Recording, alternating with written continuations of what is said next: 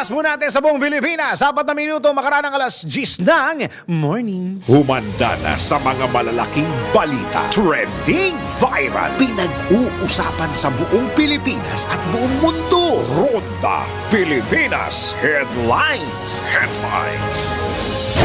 Ito na! Ito na! Ang headlines para sa Ronda Pilipinas! Ronda Pilipinas. Sitwasyon sa Bulkang Canlaon, posibleng itaas sa Alert Level 3. Ronda Pilipinas. Divorce bill hindi sisirain ng pamilyang Pilipino, ayon sa isang kongresista. Ronda Pilipinas. Halos buong hanay ng pulis ng Bamban sinibak sa pwesto. Ronda Pilipinas. Mga nagre-rentag, binalaan. Petisyon ng isang binansagang miyembro ng magkakaliwang o makakaliwang grupo, ibinasura. Ronda Pilipinas. Balita sa ibayong dagat, Mexico, hinalal ang kauna-unahang babaeng Pangulo. Ronda Pilipinas. At sa sports natin, balitang babalakasan, championship round ng 2024 Philippine Cup ng PBA. Naku, kasado na. Ronda Pilipinas. Showbiz naman, Joaquin Dumagoso, inaming naging buo ang pagkatao ng maging isang tatay.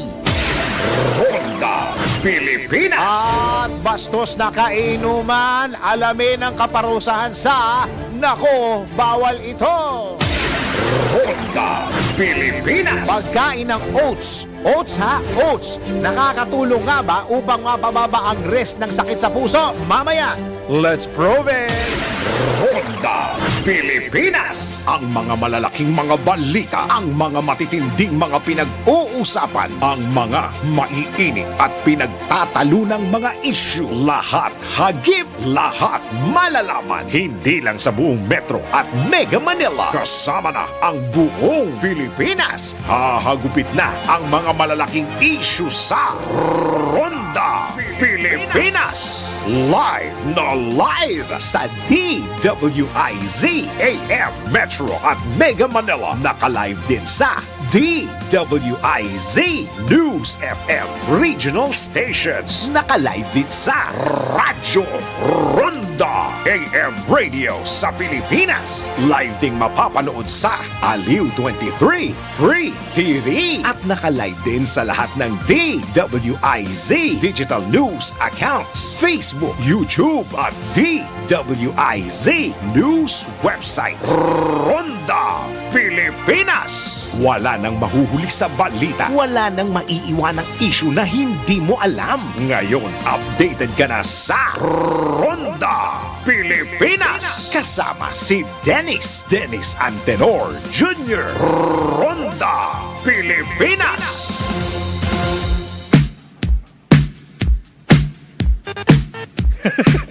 Ochentang 80. Oy! Hindi 80 kung hindi 400 pesos. 400 pesos ang per kilo ng luya. Tingnan nyo yan. 400 pesos ang per kilo ng luya. Mas mahal pa sa, parang kaparehas na yata ito ng karne. Sino ba namamalengke dyan? 400 pesos din ba ang ano ngayon?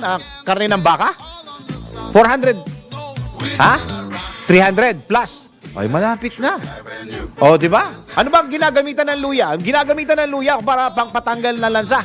Tama? Oh, yan. Ako ho'y kumakain ho ng luya. Yung kapag nakikita ko yan sa mga tinola, hindi ko tinatanggal. Kinakain ko talaga yan. Ang presyo po ng luya ngayon, Diyos ko, yan na naman tayo. 400 pesos. Gumaganon yung mga nanay. Oh my gosh! Paano ang budget ko? 400 pesos. Nako, parang yung susunod yata, sibuyas na no? Sibuyas na naman ang magmamahal. Dati sibuyas, tapos naging bawang. Ngayon naman ay luya. Panggisa itong mga to Magandang araw, Pilipinas. Ito ang Ronda Pilipinas. Live na tayo sa DWIZ 882. And of course, live din tayo sa DWIZ News FM Regional at Radyo Ronda. And of course, sa mga ginagawang radyo ang kanilang mga TV sa Aliw Channel 23. Magandang araw, Pilipinas. Ako ang iyong tagapagbalita. Ako si Dennis Antenor Jr. Ronda Pilipinas. Sa detalye ng mga balita, posibleng itaas na sa Alert Level 3 po Alert Level 3 ang sitwasyon sa Bulkang Kanlaon sakaling magpatuloy ang pag-aalburuto nito at kapag lumala ang monitoring parameters. Itong inihayag ni PVOX Director Teresito Bacolcol sa eksklusibong panayam ng DWIZ na maging alerto dahil sa inaasahang magmatic eruption at ashfall na may tatala sa ilang lugar dyan po sa Negros Oriental at Occidental. Bunsod po ito ng mga volcanic gas at sulfur dioxide. Sakali namang mapanatili ang monitoring parameters, magkakaroon ng phreatic explosive eruption. Pero kung magde-decline naman ang monitoring parameters, maaari naman itong ibalik sa Alert Level 1. Pinaalalahanan natin yung mga kababayan natin na magsuot ng face mask to protect themselves from ashfall as well as yung volcanic gases. Kahapon may mga volcanic gases, may sulfuric gases na naamoy hanggang Bacolod City sa western side. We remind them to protect themselves by wearing face mask and 95 kung maaari. Hindi natin masasabi kung lalala siya in the next few days. Again, we have to look at the parameters every day to know kung lumalala ba yung mga measurements natin. Nag-worsen ba yung seismic, volcanic gases, and yung volcanic earthquakes, yung pamamaga ng vulkan. Matatandang umabot ng 5 kilometro ang explosive eruption ng Bulkang Kanlaon, dahilan kaya isinailalim sa Alert Level 2 ang bulkan kahapon. Patuloy pa rin binabantayan ng PVOX ang naturang bulkan, partikular ang mga residenteng nakatira rito sa paligid nito, naabot sa 13 barangay. Dami. We remind people around Kanlaon Volcano to observe the permanent danger zone, which again, I've mentioned, 4 kilometers from the crater of the volcano. So wag pong pumasok sa loob to minimize risk from sudden eruption, tulad ng nangyari kahapon, rockfall, and pwede magkaroon ng landslides. So again, remind natin yung mga kababayan natin to wear face mask to protect themselves from volcanic ash and volcanic gases. So we advise yung civil aviation authorities, yung piloto nila, to avoid flying close to the volcano summit as pwedeng magkaroon ng volcanic ash from sudden eruption, and this can be hazardous to aircraft. Panawagan doon sa mga may pag-aari pa po hanggang ngayon ng N95 face mask, baka hindi nyo na ginagamit dyan. I-donate na po natin. Kailangan ng mga kababayan po natin yan. Dyan po sa area. Yan po si PVOX Director Teresito Bacolcol sa eksklusibong panayam ng DWIZ. Ronda Pilipinas. Samantala, eto na, diretso na natin ang pinaka-latest sa ating weather. Go! Pinakahuli, pinaka-latest, pinaka-napapanahon, whether we like it or not, ito ang magiging DWIZ Weather Report. At sa ating weather report, narito si Daryl Justin. Daryl, ano magiging latest? Go! Magandang umaga Pilipinas, narito ang aking weather report. Patuloy ang pag-iral ng easterlies o yung hanging magmula sa karagatang Pasipiko na magdadala ng mainit at maalinsangang hangin sa bansa. Sa ngayon, ang bansa ay nasa ilalim ng monsoon break o ang pansamantalang hindi pag-iral ng southwest monsoon. Inaasahang magtatagal ang monsoon break sa susunod na 2 hanggang 3 araw. Kahit na tayo ay naka-monsoon break, asahan pa rin po ang mga pulu-pulong pag-ulan, lalo na sa bandang hapon o gabi, dulot naman ito ng localized thunderstorm. Ayon sa Pag-asa, wala naman silang sinusundan na LPA o tropical cyclone sa mga susunod na araw, pero kinakailangan maging handa sapagkat posible pa rin magkaroon ng 1 o 2 bagyo ngayong buwan. Ang araw ay sumikat kaninang 5:26 ng umaga at asahang lulubog ito mamayang 6:22 ng gabi. Sa atin namang update ukol sa Mount Kanlaon, sa pinakahuling update ng Philippine Institute of Volcanology and Seismology o PVOX, nakataas pa rin. Nabalita kanina na baka level 3 pero sa ngayon, nasa alert level 2 pa ang Bulkang Kanlaon matapos ang stream-driven o phreatic eruption. Ukol naman sa mga flight cancellations natin, pinapayuhan ng mga airline company ang mga pasahero na alamin ang status ng kanilang flights at inihayag ang pagkansela ng ilang mga flights ngayong araw ng Martes dahil sa pagsabog ng Mount Kanlaon. Sa Cebu Pacific, ang mga flights papuntang Maynila, Iloilo at Manila, kasama na rin dyan ang mga flights patungong Manila, Bacolod, Manila ay kansilado na. Pati na rin ang mga flights papuntang Davao, Bacolod at Bacolod, Maynila. Samantala, kasama na rin ang mga flights ng AirAsia sa flights nila na Manila, Cebu, Manila, Manila, Bacolod, Manila at Manila, Iloilo, Manila. Habang sa PAL Express naman, idinagdag na nila ang mga flights patungo Manila, Bacolod, Manila, Manila, Iloilo, Manila at Manila, San Jose, Antique, Manila sa mga canceled flights sa araw na ito. So antabayan po ninyo dito sa DWIZ ang mga pinakahuling balita ukol sa mga flight cancellations dahil sa pagputok ng Bulkang Kanlaon. At yan muna ang aking weather update, whether you like it or not. Ako si Daryl Justin, nagbabalita ng tama, naglilingkod ng tama. Pinakahuli, pinaka-latest, pinaka-napapanahon, whether we like it or not, DWIZ Weather Report. Ronda Pilipinas. Tuloy mga balita sa Ronda Pilipinas. Nanindigan si Manila City 3rd District Representative Joel Chua na hindi sisirain ng panukalang divorce ang pamilyang Pilipino. Sa parayong ng DWIZ, iginiit ng kongresista na ang isinusulong nilang diborsyo ay sa pamilyang nasira at hindi sa maayos. Binigyan din ng mambabatas na papabor ang nasabing panukala sa publiko dahil mas mura ito kumpara sa mga nakagawian na tulad ng annulment, legal separation at declaration of nullity.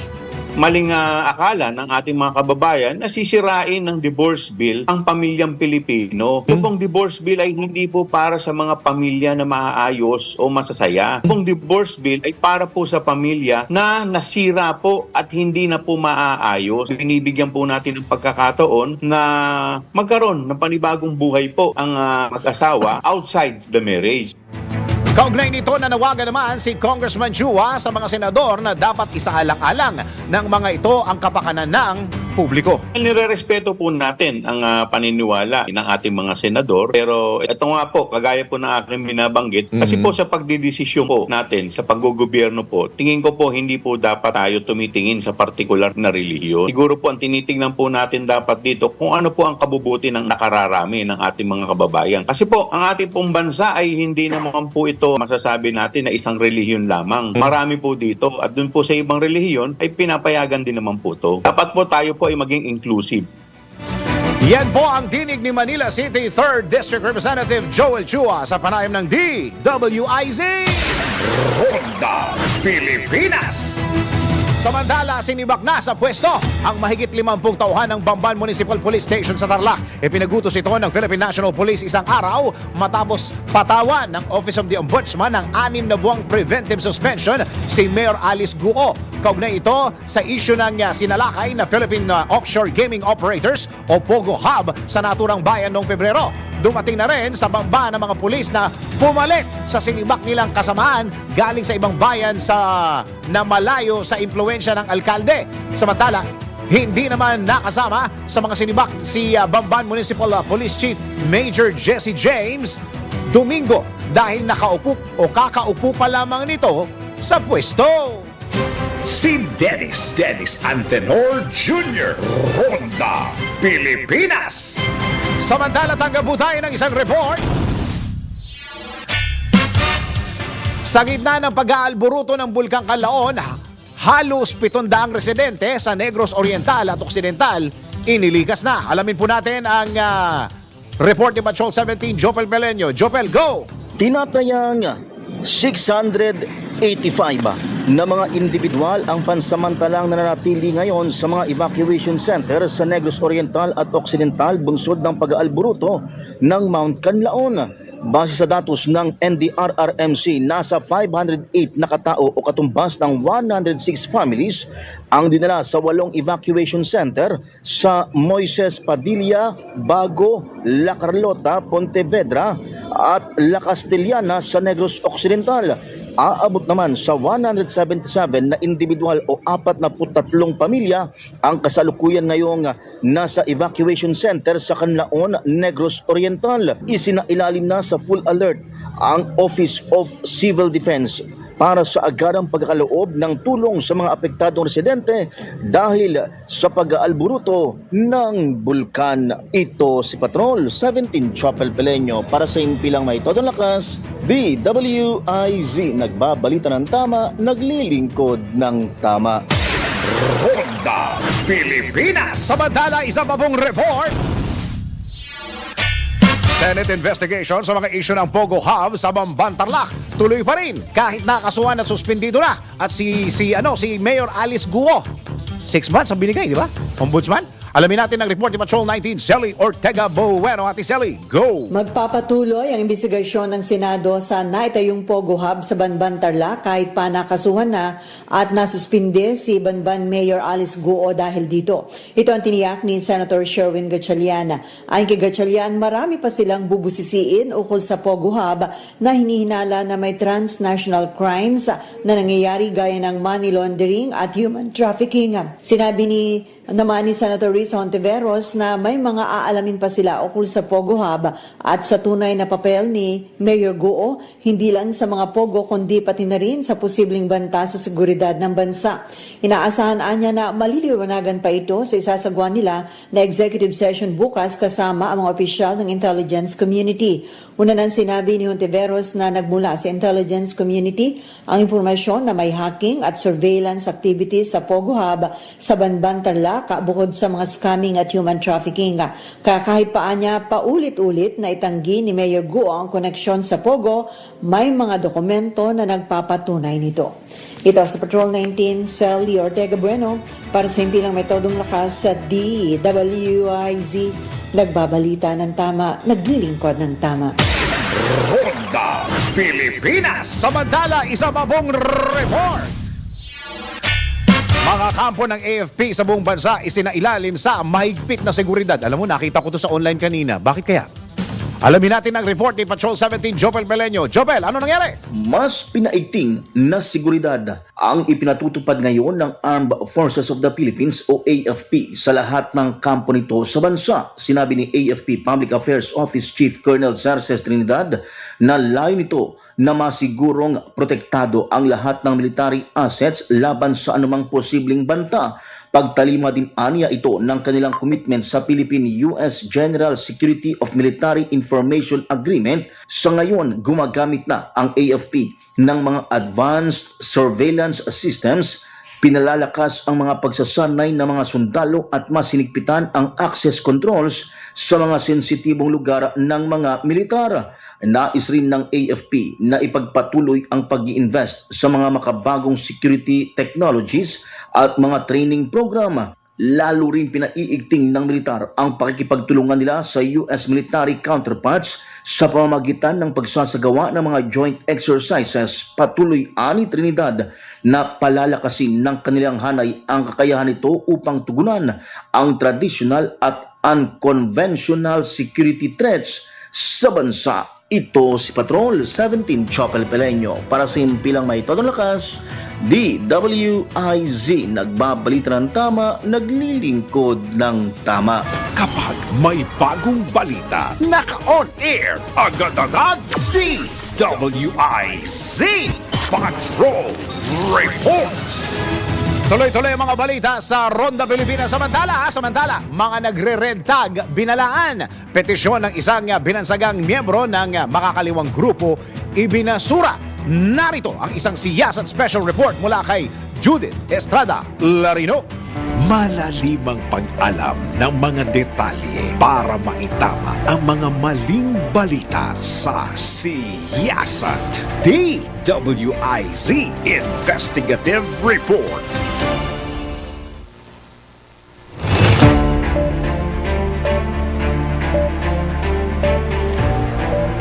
Idineklara ng Korte Suprema ang red tagging bilang pagbabanta sa buhay, kalayaan at seguridad ng isang tao. Ito ay matapos paboran ng Supreme Court sa idinaos na anbang sesyon ang writ of amparo petition ni Sigfred De Duro matapos anya siyang bansagang miyembro ng CBP-NPA noong 2020. Ang writ of amparo o recurso de amparo ay nagsisilbing proteksyon sa karapatan ng tao na naaayon sa saligang batas.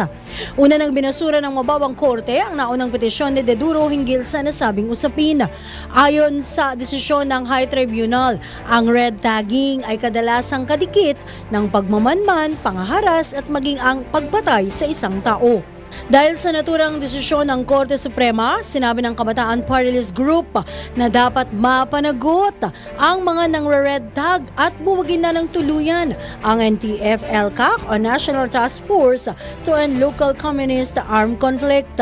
Ayon naman kay Bayan Emeritus Chairperson Carol Araulio, dahil sa nasabing SC ruling, hindi na matatakasan ng notorious red taggers ang kanilang pananagutan at magandang pagkakataon na ito anya para puspusan ng maisulong ang paglusaw sa NTF-ELCAC.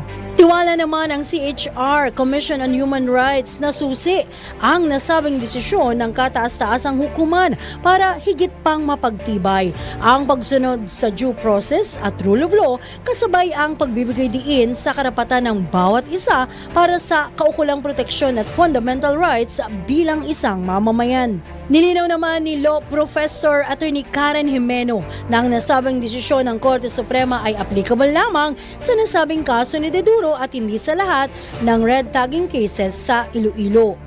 Hindi nila, in this case, renewal na yung mga pangyayari doon sa Iloilo ay automatically red tagging. Kasi it depends on the factual circumstances. Yung dinala sa Supreme Court na petisyon ay yung dahil sa dismissal ng Regional Trial Court doon sa final na petisyon ni De Duro na humihingi siya ng writ of amparo. Ibig sabihin, yung desisyon nitong recently ng Korte Suprema, ang sinasabi nila, yung desisyon ng Regional Trial Court na i-dismiss at walang hininging return from Binoya, walang summary hearing, yun yung reverse nila.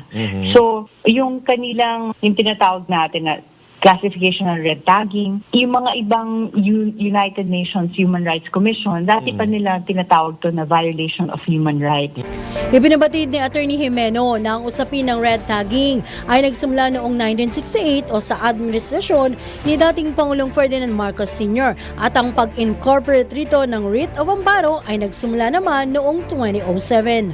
Yung red tagging kasi matagal na yan, hindi lang naman yan sa current or yung past president natin. Nagsimula yan mga 1969 pa under President Marcos, yung senior. So it's been a practice, but sometime in 2007, nung time ni Chief Justice Puno, nagkaroon ng rules kung saan meron tayong Supreme Court Administrative Matter na naggawa ng amparo rule, kung saan pinapayagan itong extraordinary remedy na pag merong suspected na enforced disappearances, pwede kang humingi ng amparo because it is a threat to your life, liberty, or security. Gayunman binigyan din ni Attorney Jimeno na dapat magkaroon ng anyay factual circumstances para masabi talagang ang red tagging ay sadyang banta sa buhay ng isang tao. Yung ginawa yung amparo rules, hindi naman to specifically say na it's against red tagging. Yung declaration ng Supreme Court to say na red tagging would entail yung ability to issue a writ of amparo if it results in threat to life, liberty, or security of a person. And in this case, they indicated yung mga merong preponderance of evidence dun sa allegations ng petitioner na meron ng threat dun sa life, liberty, and security niya kasi merong mga kasama siyang na red tag na namatay after. So, I would say na meron pa rin tayong yung kailangan merong supported ng factual circumstances to say na yung red tagging is a threat to life, liberty, and security of a person. July 16, 2007, nang kilalaning legal ni dating Chief Justice Reinato Puno ang pagbubuo ng writ of amparo sa Pilipinas at ang nasabing konsepto ay hiniram ng bansa sa Mexico.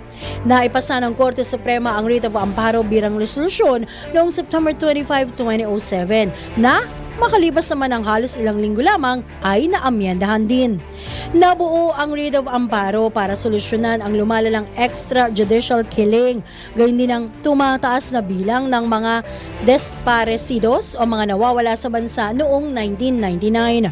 Para sa siyasa team, mas mabuting malinaw na rin ang iba pang usaping bumabalot sa red tagging upang hindi na maabuso ang mga nasabing kataga at Papanagutin naman kung mayroong kasalanan sa bayan ng sinuman. Base na rin sa pagsusuri ng mga korte, lalo na ng Korte Suprema na tinaguriang Court of Last Resort. Sa ngalan ng siya sa team, ako, si Judith Estrada Larino, nagbabalita ng tama, naglilingkod ng tama. Ikalat ang tama, ikalat ang totoo. Follow these reports on our DWIZ digital channels, DWIZ News website, Facebook, YouTube, and DWIZ X account. Ang tama ang dapat ikalat sa siyasat. DWIZ Investigative Report. Ronda Pilipinas! Oy, mga kaastig!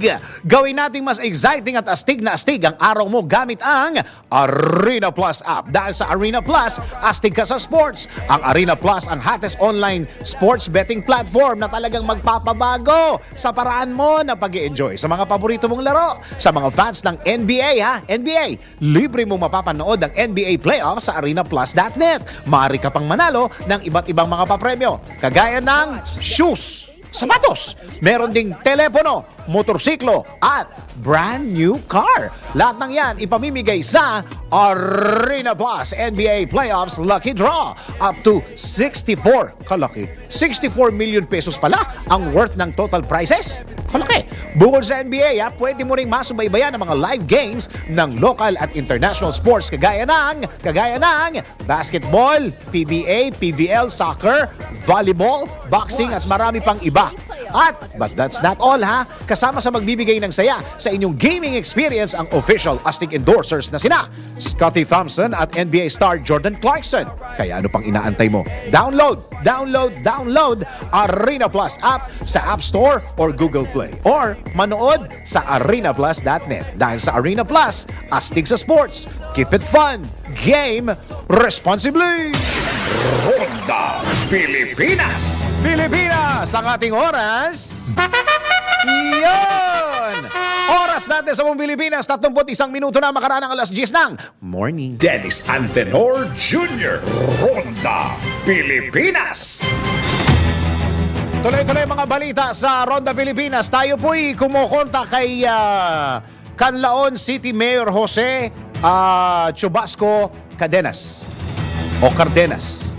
Kay Mayor, aalamin po natin kung anong sitwasyon ng mga kababayan po natin sa Canlaon dahil may mga balita pa po na nananawagan itong si Mayor ng tulong sa lahat ng mga government agencies. Ang pinaka-latest yata sa DSWD ay kay Secretary Gatchalian ay patuloy na nakikipag-coordinate at papunta na yata doon yung mga tulong. Oo, kailangan malaman natin kung ano yung mga tulong na kailangan nila doon ng mga kababayan po natin doon at kung may tao pa doon sa may paanan ng bulkan, yung permanent danger zone na tinatawag.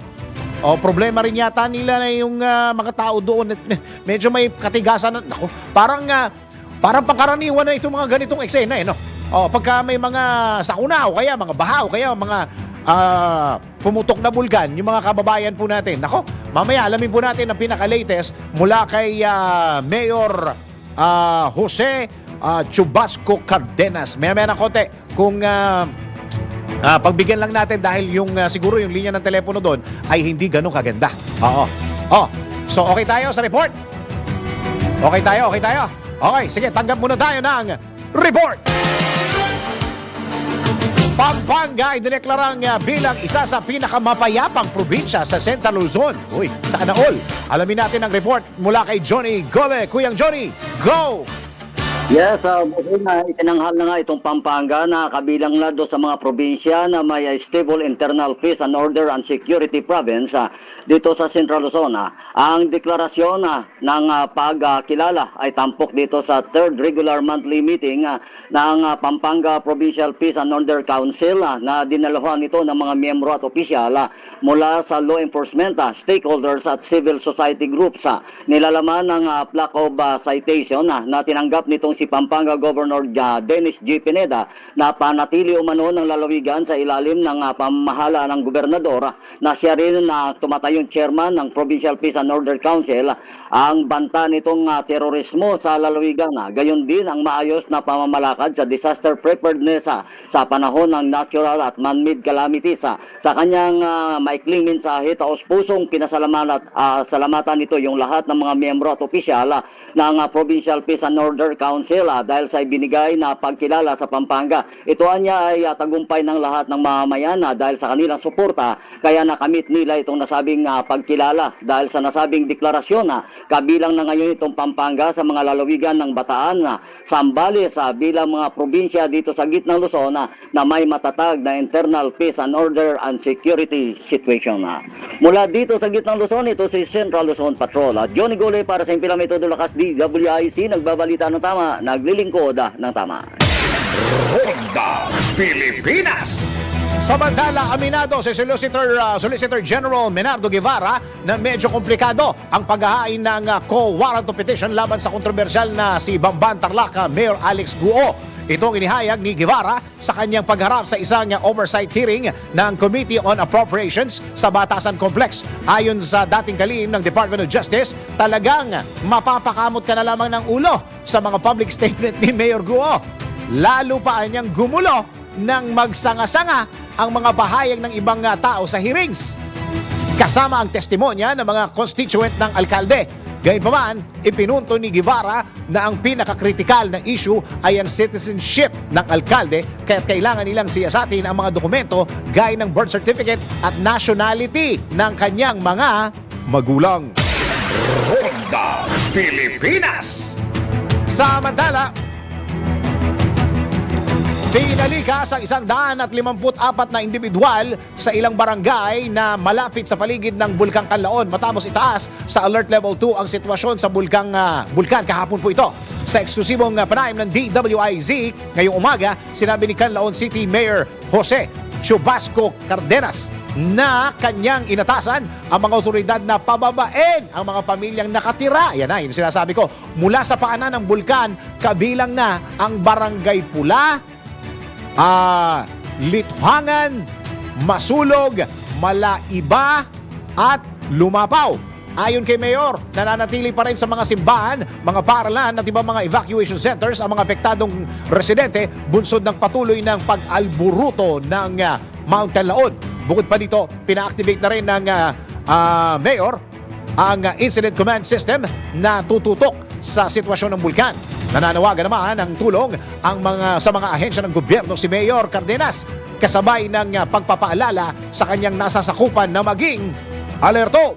Yung mga evacuees andito sa evacuation center natin, but if they wish to stay in their family within the city, so i-allow naman natin, and right after this, so I will be having a meeting with the DSWD kung ano yung decision. But as of now, yung decision muna namin, hold muna sila sa evacuation center natin until further notice.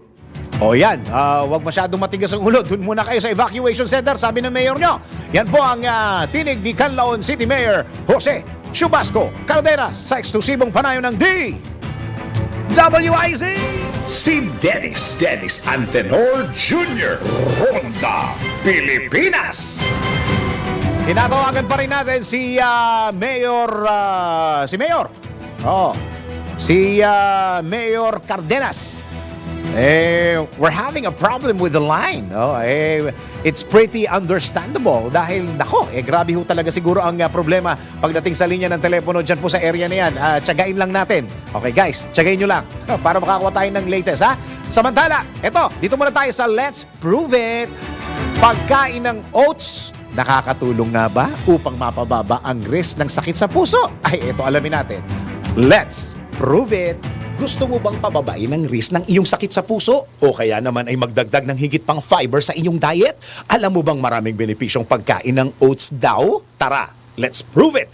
Ayon sa HelloDoctor.ph na ang oats ay isang mahusay na mapagkukunan ng soluble fiber, isang uri ng dietary fiber na natutunaw sa tubig. Naglalaman ito ng beta-glucan, soluble fiber na nag-uugnay sa pagpapabuti ng kalusugan ng puso. Gayon din naman, ayon pa sa website na ito, na nalaman din sa maraming pag-aaral na ang oats ay nagpapababa ng kabuang cholesterol levels kabilang ang bad cholesterol. Dagdag pa sa US Food and Drug Administration na ang oats ay nakakatulong pababain ang risk ng pagkakaroon ng sakit sa puso at colorectal cancer. Ito rin ay sinang-ayunan ng mga mananaliksik sa Britain at Netherlands. Ang pagkain ng 10 grams na fiber ay nagdudulot ng 10% reduction sa risk ng pagkakaroon ng colorectal cancer.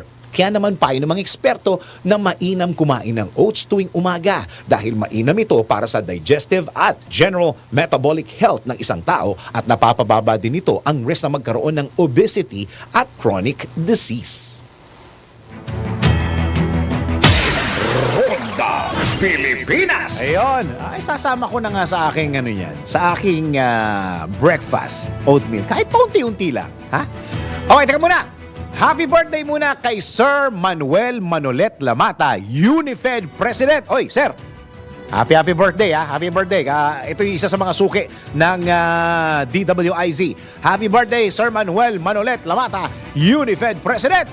Doon sa mga nahihirapang mag-isip ng ihahanda napaparating o sa paparating ninyong mga celebrations tulad ng yan, mga birthdays, mga fiesta, ha? Siguradong mabubusog ang inyong mga loved ones sa Comeya. Mapa-anniversary, birthday, o simpleng merienda o kaya fiesta. Tiyak na mabubusog ang buong pamilya at mga bisita sa Comeya Bihon, Comeya Palabok at Comeya Sotanghon. Lahat ng selebrasyon ay sasaya basta't busog ang buong pamilya at mga bisita. Ibig kong sabihin, Comeya 3Q Bihon. Ay nako, masarap talaga.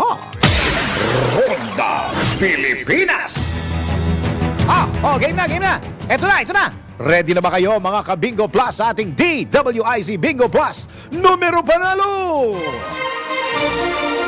Kombinasyong tama, malaki ang tama. Makinig mabuti dahil babanggitin na ng DWIZ. Announcer ang tamang kombinasyon ng letra at numero. DWIZ. Numero panalo. Hatid ng Bingo Plus. Bingo sa saya, plus sa panalo. Hoy, meron kang chance manalo ng 1,000 pesos, 500 pesos kapag tama ang 5 combinations at another 500 pesos kapag meron kayong Bingo Plus app. Simple lang po manalo, kailangan lamang abangan ang 5 letter and number combination sa mga programa ng DWIZ at i-text ang sagot sa 0960-880-6424 kasama ng inyong pangalan, /edad, /address, /5 combination of the day. At para sa ating una, buena mano pala ako rito. Unang kombinasyon, for today, sa letrang B, 5. Pero pa isa. Ito lang ba sa akin? Dalawa? Dalawa. Kaya pala, una at ikalawang kombinasyon. Unang kombinasyon muna natin. Sa B, 5. Yung ikalawang kombinasyon natin ay sa I, 23. Ayan. Alam niyo yung mga numerong yan sa kweteng? Lalong gumulo. Teka muna.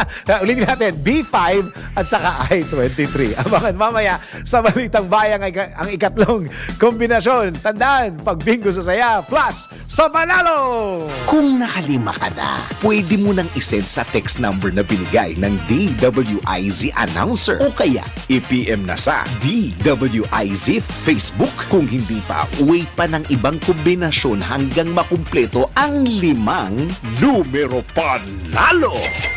Hatid ng Bingo Plus. Bingo sa saya, plus sa panalo.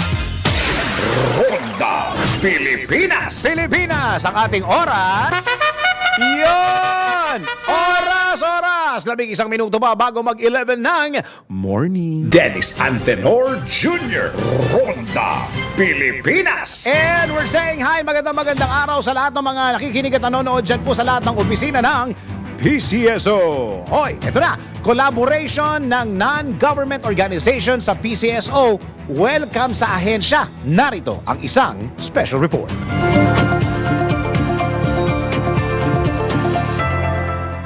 Talagang pinatunayan ng PCSO na hindi sila umuurong sa pagtulong. Ayon nga kay Dr. Roel Aparato, Division Chief ng PCSO Medical Services Department, na kahit private sector o non-government organizations ay welcome makipag-collab sa ahensya. Kung private po, importante lang po, bukod to sa sinabi natin letter of request nyo po na i-address nyo po sa general manager.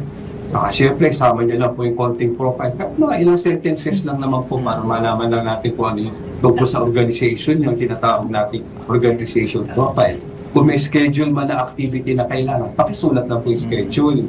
Sana lang po, sinabi ko nga kanina, 45 days prior o up to mga 2 months man lang before. At saka ano po ang target number natin na yung beneficiaries. At importante sa lahat, yung contact person po. Sino po yung kukontakin namin for clarification. Yung po mga private institutions, huwag niyo po kalimutan, yung SEC registration po hinihingi po namin. Para naman sa mga outpatient, hindi na pahirapan ang paghingi ng gamot sa PCSO. Basta may available pong gamot, pwede po namin kayong bigyan. Dalhin nyo lang po yung inyong reseta, saka yung medical certificate na kung ano yung sakit ninyo. Tapos pag available po, bibigyan po namin kayong libreng gamot. At yan ang report na hindi umuurong sa pagtulong. Angelo Bainyo, nagbabalita ng tama, naglilingkod ng tama. At alam nyo ba na ang katumbas ng bawat taya sa Philippine Charity Sweepstakes Office o PCSO ay kawang gawa? Sa bawat ticket mo, siguradong may matutulong ang Pinoy sa kanilang pangangailangang medikal. Dahil sa PCSO, basta kawang gawa at pagtulong, hindi kanila uurungan. Kaya palaging tandaan, Hiyas tandaan mo Kaya palaging tandaan, Hiyas ang bawat taya may kawang gawa. Ronda Pilipinas! Samantala, para sa ating balitang pambalakasan, championship round ng 2024 Philippine Cup ng PBA, kasado na! Sports news mula kay Daryl Justin. Sa mundo ng palakasan, ang latest malalaman sa DWIZ Sports News.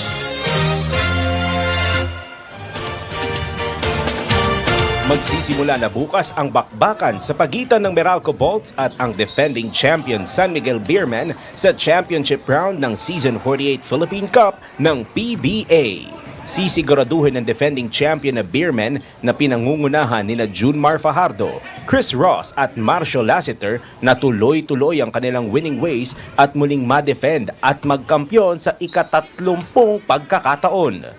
Sa unang pagsalang naman ng Meralco Bolts, goal ng koponan na bigyan ng upset ang defending champions sa pangunguna nina Alain Maliksi, Chris Newsom, Bong Quinto at Cliff Hodge. Ang unang laban sa Best of 7 series ay magsisimula na bukas at gaganapin sa Smart Araneta Coliseum. Patibay Arena Plus. Sa Arena Plus, astig sa sports. Download Arena Plus app now in App Store or Google Play. You can watch it also on arenaplus.ph. Ronda Pilipinas. Ito na ang latest, bagong-bago, fresh na fresh. DWIZ Showbiz News. Samantala, Joaquin Dumagoso, inaming naging buo ang pagkatao ng maging isang tatay. Showbiz report mula kay Anton. Para sa aking balitang showbiz, masayang-masaya sa pagiging isang ama si Joaquin Dumagoso, anak ni dating Manila Mayor Isko Moreno. Ayon sa aktor, marami siyang natuklasan na maging isang ama na siya, kung saan kabilang dito ang katotohanan kaya niya pala magtrabaho ng todo-todo. Sinabi pa ng aktor na noon umano, may mga bagay na iniisip niya na hindi niya kaya kaya't hindi niya ito ginagawa at hindi naman niya kailangan gawin din. Pero ngayon umano, nagkaedad na siya at naging ama na, natutunan niyang gawin ang mga bagay para sa kanyang sarili dahil isa na siyang role model ng kanyang anak. Ayon kay Joaquin, kung hindi niya raw gagawin na isang bagay na kayang-kaya naman niyang gawin, ay hindi siya susundan ng kanyang anak. Sinabi pa ni Joaquin na masayang-masaya siya, lalo na at alam niyang may naghihintay na anak sa kanyang pag-uwi ng bahay. Bumabangon umano siya ngayon para magtrabaho ng alas 9 ng umaga hanggang alas 5 ng hapon at pagkatapos ng araw ay uuwi siya na hinihintay siya ng kanyang anak, kaya sobrang saya niya raw. Dahil umano sa kanyang anak kung kaya't nabuo ang kanyang purpose sa buhay. Ronda Pilipinas. At bago tayo magpaalam, tayo munang magpatama quote of the day. Ang ating patama quote of the day ay, kung naging masama man ako sa kwento ng iba, pakiintindi na lang. Dahil may mga pagkakataon na naging mabuting tao ka rin o rin ako sa kanila pero hindi nila ikinuwento. Ayan. Alam nyo, pagka yung umpisa ng kwentuhan ay parang may sasabihin ako sa'yo pero huwag mo na sabihin sa iba. Naku, huwag nyo nang patuloy. Sigurado, chismis yan.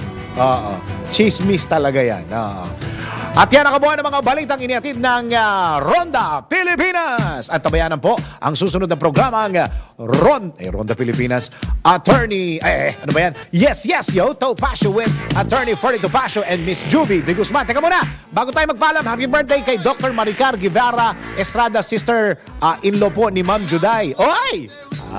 Juday, happy birthday sa iyong sister-in-law kay Dr. Maricar Guevara Estrada. Maraming salamat, Pilipinas. Ako ang iyong naging tagapagbalita. Ako si Dennis. Dennis Antenor Jr. nagbabalita ng tama. Naglilingkod ng tama. Ang mga malalaking mga balita, ang mga matitinding mga pinag-uusapan, ang mga maiinit at pinagtatalunang mga issue. Lahat hagip, lahat malalaman. Hindi lang sa buong Metro at Mega Manila. Kasama na ang buong Pilipinas. Hahagupit na ang mga malalaking issue sa Ronda Pilipinas. Live na live sa DWIZ AM Metro at Mega Manila. Naka-live din sa DWIZ News FM Regional Stations. Naka-live din sa Radyo Ronda AM Radio sa Pilipinas. Live ding mapapanood sa Aliw 23 Free TV. At naka-live din sa lahat ng DWIZ Digital News accounts, Facebook, YouTube at DWIZ News website. Ronda Pilipinas. Wala nang mahuhuli sa balita. Wala nang maiiwanang issue na hindi mo alam. Ngayon, updated ka na sa Ronda Pilipinas. Kasama si Dennis Antenor Jr. Ronda Pilipinas. Monday to Friday, 10 a.m.